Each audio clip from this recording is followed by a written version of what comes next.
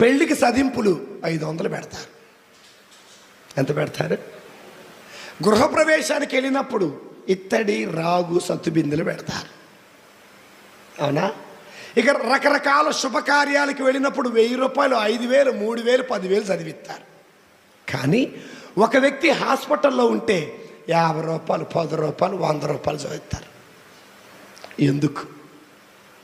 పెళ్ళికి పెట్టిన సదింపుడు తిరిగి వస్తాయి, హాస్పిటల్లో పెట్టినోడికి తిరిగి రావు.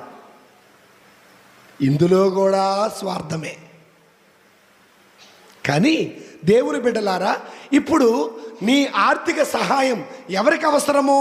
పెళ్లి చేసుకునే వాళ్ళక, గృహప్రవేశం చేసుకునే వాళ్ళక, దినం చేసుకునే వాళ్ళక, పుష్పాలంకరణ చేసుకునే వాళ్ళక, లుంగీలు పంచలు ఇచ్చే వాళ్ళక, హాస్పిటల్లో ఉన్న వాళ్ళక?